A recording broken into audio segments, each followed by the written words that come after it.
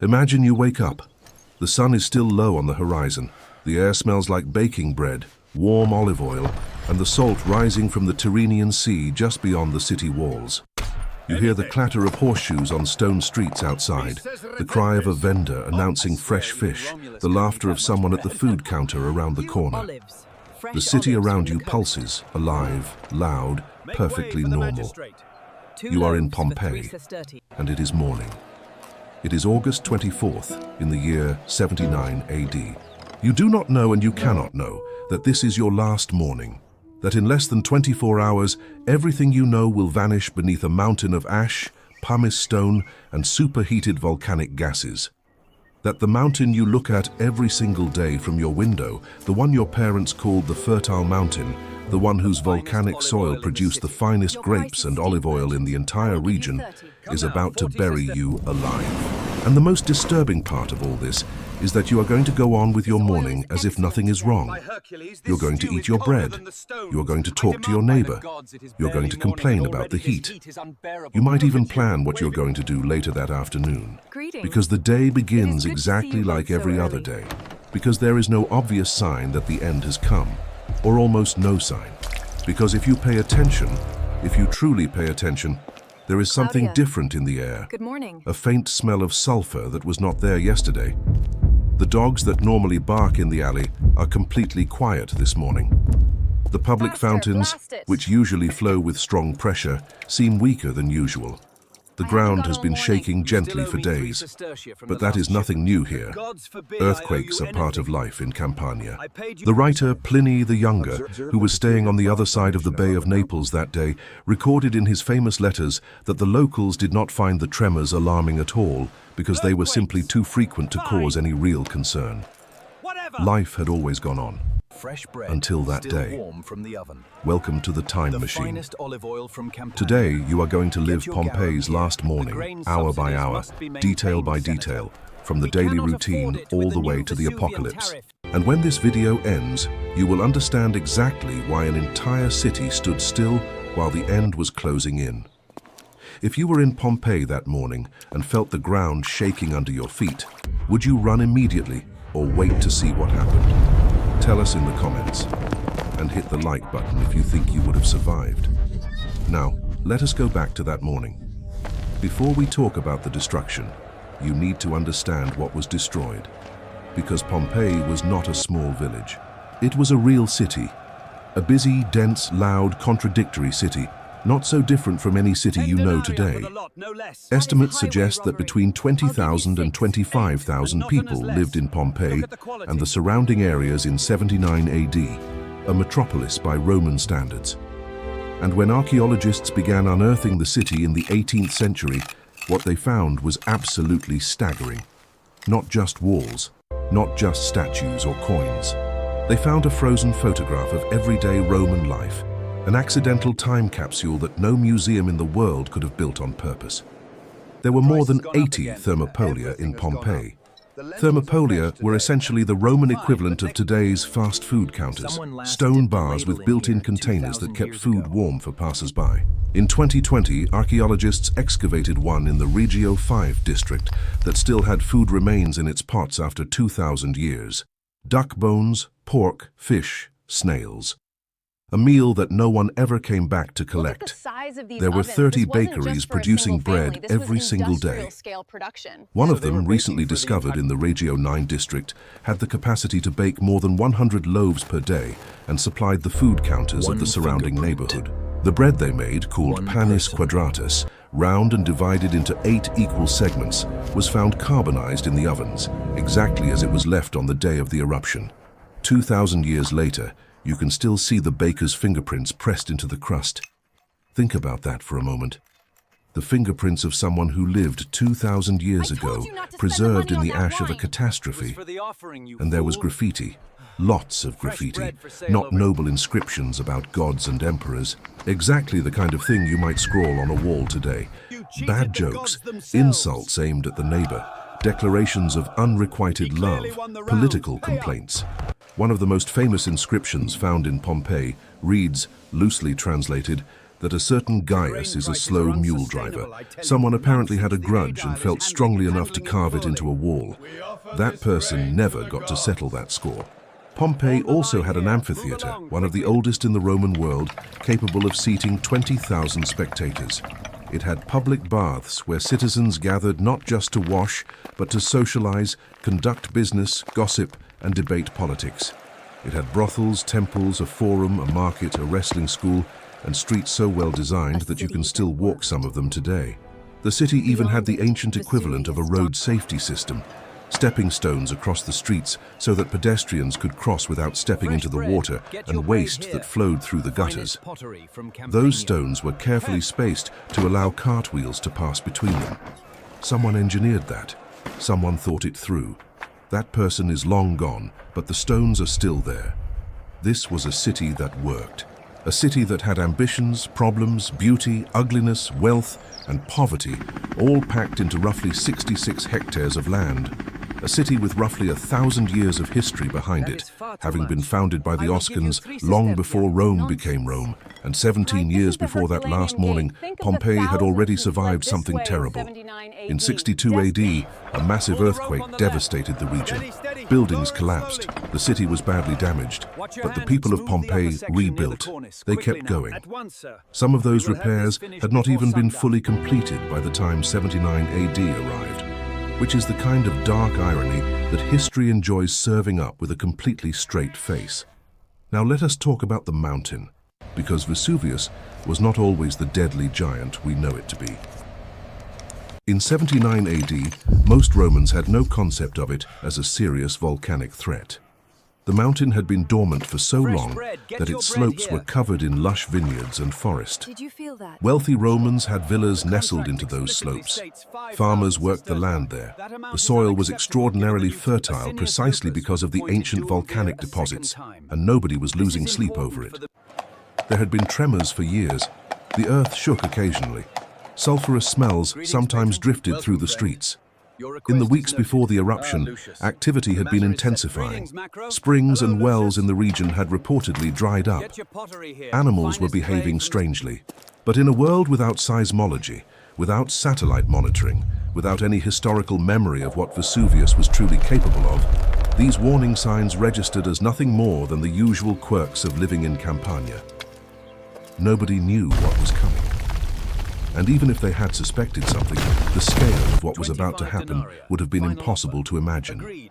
So on that morning, as you move through the streets of Pompeii, the city is very much alive. The Forum, the great open public square at the heart of the city, is already filling with people by the time the sun clears the rooftops. Merchants are arranging their stalls. Citizens are debating, arguing, conducting business, paying debts, collecting favors. Slaves are hauling goods from the port through the city gates. Children are running across the stepping stones. Somewhere in the city, a schoolteacher is drilling the alphabet into a row of bored, squirming children who, like all children everywhere and always, would rather be doing absolutely anything else. The thermopolia are open. The smell of warm lentil stew and spiced wine drifts into the street. Wealthy residents have already had their morning greeting rituals, the salutatio, where clients and friends would gather at the homes of the powerful to exchange favors and receive patronage.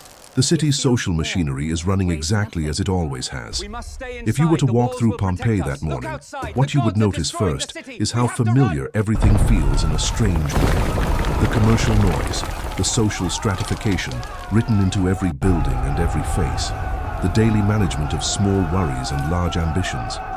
You might feel a tremor under your feet around mid-morning. You might pause, feel the ground move for a few seconds, then shrug and keep walking. Because everyone around you does the same. Because this is normal here. Because Vesuvius has been quiet your entire life, and your parents' lives, and their parents' lives before them. What nobody in Pompeii knows is that deep beneath their feet, in the magma chamber under the mountain, pressure has been building for centuries. The African tectonic plate has been slowly pushing northward beneath the Eurasian plate for millions of years, driving molten rock upward through the volcanic arc that runs along the western coast of Italy. Vesuvius sits directly above one of the most volatile geological pressure points on the European continent. And on this particular morning, that system is about to reach its breaking point. Around noon, something changes. There is a sound. Not the kind of sound that fits into any category you have ever heard before. It is not thunder. It is not an earthquake. It is something deeper, something that you feel in your chest before you hear it with your ears. A low, resonant, terrible boom that shakes the air itself. People in the forum stop mid-sentence. Conversations die. Heads turn toward the north, toward the mountain. And then you see it. A column of smoke and ash is rising from the summit of Vesuvius. Not a thin plume, a tower. A massive, churning, dark column of ash, gas, and fragmented rock punching upward into the sky at a rate that seems physically impossible. Later, the only eyewitness account that survives, written by Pliny the Younger from across the bay in Misenum, will describe it as looking like an umbrella pine tree, rising to a great height on a sort of trunk before splitting into branches that spread across the entire sky. In reality, that column was reaching somewhere between 15 and 30 kilometers into the stratosphere. Every second, the volcano was ejecting roughly 600,000 cubic meters of material into the atmosphere. The thermal energy released in that single eruption was estimated at more than 100,000 times the combined energy of the two atomic bombs dropped on Hiroshima and Nagasaki during the Second World War. And this was only the beginning. Within minutes, the sky over Pompeii begins to darken, not gradually, rapidly. The sun, which had been blazing just moments before, is now filtered through a thickening haze of ash that turns it a strange, deep red. And then the first pieces of pumice begin to fall, small at first, the size of pebbles. They bounce off the stone streets and clatter against the roof tiles. People reach out and catch them, hold them up, examine them. They are warm. They are light. They are volcanic rock that has been expanded into porous, airy fragments by the gases trapped inside the magma as it exploded into the sky. And here is where the first critical decision of that day is made. Across thousands of households, across thousands of individual minds, each reasoning through the same incomplete information. Because the pumice is not immediately fatal, it is unpleasant, it is alarming. But it does not kill on contact. And so some people decide to wait. Maybe it will stop. Maybe this is just a big eruption, and the wind will carry the ash away. Maybe if they shelter inside under the protection of their thick stone walls, they will be fine. Others do not hesitate. They grab what they can carry, and they run. Archaeologist and historian Stephen Tuck of Miami University spent years tracing the survivors of Pompeii by tracking Roman family names that appear in the city's records before 79 AD, and then reappear in other parts of the empire afterward. His research confirmed what common sense suggests. Most people who got out alive did so in those first hours, when the road was still passable and the pumice was still light enough to push through. Between 10,000 and 12,000 people are estimated to have escaped Pompeii before the situation became unsurvivable. The ones who stayed behind numbered around 2,000. And the reasons they stayed were as varied as human nature itself. Some were too old or sick to move quickly. Some were protecting property they had spent their lives building. Some genuinely believed they were safer indoors than in the open road. Some waited too long and then found the pumice too deep to walk through. And some, almost certainly, simply refused to believe that the worst was actually happening. As the afternoon wears on, the pumice accumulates. What started as a light shower has become a relentless pressing rain of hot stone that builds up on rooftops, in doorways, in the streets. Historians estimate that during the first 18 hours of the eruption, pumice fell to a depth of nearly 3 meters across Pompeii. Roofs began to give way. The weight of accumulated volcanic debris caused buildings to collapse, killing those sheltering inside. People who had been hiding in cellars and rooms were now trapped under rubble or buried in pumice that had sealed their doors from the outside. Meanwhile, across the bay, something remarkable was happening.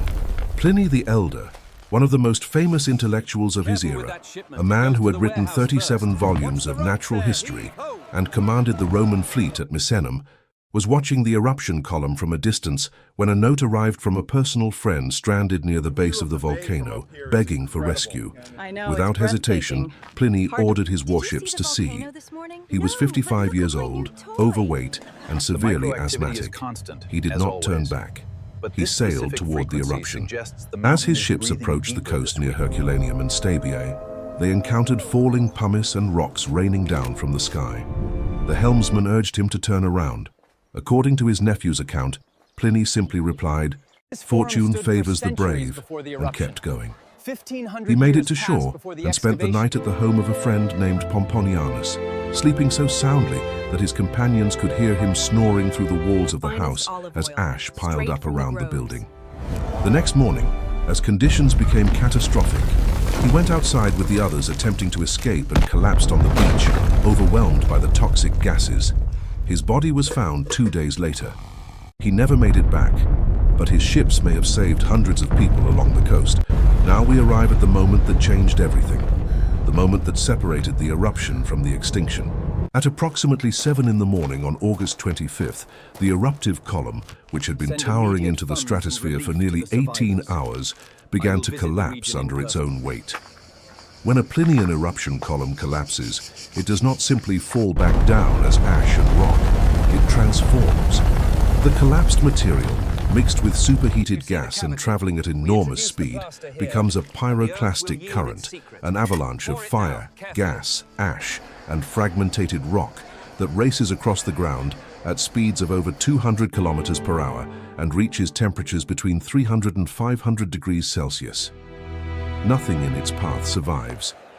The fourth surge, the one that science now identifies as the deadliest for Pompeii, hit the city in the early morning hours of August 25th. It came from the north, over the city walls, through the streets, into every open doorway, every crack, every space where someone was still breathing. The people who were sheltering, the ones who had chosen to stay and wait it out, were killed in an instant. Not slowly, not painfully, in the lingering sense of that word. Instantly. The heat was so extreme and so sudden that it caused what scientists call cadaveric spasm, a violent, instantaneous contraction of muscles caused by thermal shock to the body. It is why, when archaeologist Giuseppe Fiorelli developed the technique of filling the body-shaped voids in the hardened ash with liquid plaster in 1863, the figures that emerged were not peaceful. They were frozen mid-motion, curled toes, raised arms, faces buried in hands. Bodies twisted into positions that spoke not of a long agony, but of a single, abrupt, total interruption. For decades, archaeologists assumed those contorted poses meant the victims had died slowly, struggling to breathe. But research published in the early 2000s, using digital models and physical analysis of the remains, proved otherwise. The postures were not the result of a prolonged death. They were the result of heat so intense, so immediate, that the body's own chemistry locked itself into whatever position it was in at the very moment of contact. There was, quite literally, no time to suffocate. The plaster casts of Pompeii are among the most haunting objects in human history. More than 100 have been created over the years. A permanent exhibition now at the Archaeological Park of Pompeii displays 22 of the best preserved. There is a man lying with his face in his hands, a woman who appears to have been crawling, a child, a dog, still chained to its post, curled into itself. Each one is not a sculpture. Each one is a direct physical record, a mold formed by nature itself, of the exact shape a human body held at the exact moment its life ended. And if you look at them long enough, something strange happens. They stop looking ancient. They stop looking like history. They start looking like people. Because they are people. They are 2,000 years old, and they are completely, uncomplicatedly human. Recent DNA analysis of several casts revealed details that upended old assumptions. A group of 4 figures found huddled under a staircase in a house were long assumed to be a family seeking shelter together. The DNA showed they were not related at all. 4 strangers, drawn together by the same instinct to find cover, to wait it out, to survive just a little longer. Two of them, it turned out, were wearing gold bracelets and were dressed in fine clothing, which had led earlier researchers to assume they were women. The DNA showed both were male. History had been projecting its own assumptions onto the ash. By the time the morning of August 25th was fully underway, Pompeii no longer existed as a living city. The final pyroclastic surges swept through in sequence, each one depositing more debris, more ash, more rock.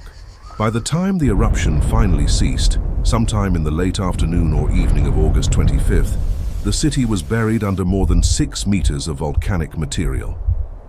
The streets where people had been walking, arguing, eating and laughing just 24 hours earlier were completely gone. The rooftops of the tallest buildings were barely visible, if at all. The coastline itself had changed. The harbor, where Pompeii's ships had docked and its merchants had done business for centuries, was now inland, pushed back by the volume of material the eruption had deposited into the sea. The Sarno River, which had given Pompeii its reason for existing as a port city, was choked and rerouted. The landscape was, in every literal sense, unrecognizable. There was nothing left to come back to. And for over 1,500 years, nobody did. Pompeii was not rediscovered until 1599, when workers digging a new channel for the Sarno River hit ancient walls. Even then, the full significance of what lay beneath the ground was not understood for another century and a half. When serious excavations finally began in 1748, what emerged was unlike anything the world had ever seen. Not ruins in the traditional sense, not the broken, scattered fragments that archaeology usually deals with. An intact city, frozen mid-breath. Loaves of bread still in the oven, pots of stew still on the counter, electoral campaign posters still painted on the walls, furniture still arranged in rooms, painting still vivid on the walls, having been protected from centuries of exposure by the very ash that killed their owners. The city that Vesuvius destroyed in a single day was preserved by that same destruction for 2,000 years. The catastrophe became the archive. The tragedy became the testimony. Pompeii is, without any exaggeration, the single most detailed record of daily human life from the ancient world that we possess. Everything we know about how ordinary Romans ate, worked, slept, loved, traded, prayed, celebrated, and argued comes in large part from those 66 hectares of buried streets. And here is the part that should stay with you long after this video ends. Pompeii is not just history. Vesuvius is not dormant. It is active. It last erupted in 1944. Today, more than 3 million people live within its danger zone. The volcanic system that buried a city in a single day is still there, still pressurized, still breathing. Scientists who study the mountain consistently describe it as overdue for a major eruption, not as a casual figure of speech, but in the precise geological sense. A matter of when, not if. When you stand in front of one of those plaster casts at the archaeological park and look at the shape of a person frozen in their final second, it is hard not to feel the weight of a very simple question. The same question that was available to every person in that city on the morning of August 24th, 79 AD. When do you decide that it is time to go? The people of Pompeii were not foolish. They were not reckless. They were people exactly like us, making decisions with the information they had, balancing their fears against their routines, their instincts against their habits. They had built something real and complex in the shadow of that mountain, and they had chosen to trust it, because it had always rewarded that trust before. And then, one morning, it stopped. Pompeii's last morning is a story about the gap between what we can see coming and what is already on its way. About how normal everything feels right up until the moment it is not normal at all. About bread in the oven and fingerprints in the crust. About 4 strangers huddled under a staircase who were not a family but died together anyway, which, when you think about it, is one of the most human things imaginable. The ash of Vesuvius preserved them. 2,000 years later, you know their story, which means, in a way, they are still here. And somewhere beneath that mountain, the pressure is still building. If you made it this far, you already know this channel is different. Subscribe to The Time Machine. Every week we go back, we go deep, and we make sure you feel every second of it. Drop a comment telling us which moment in history you want us to revisit next. The next stop is already waiting. We will see you there. They are gone from Pompeii now, permanently. They are in other Roman cities.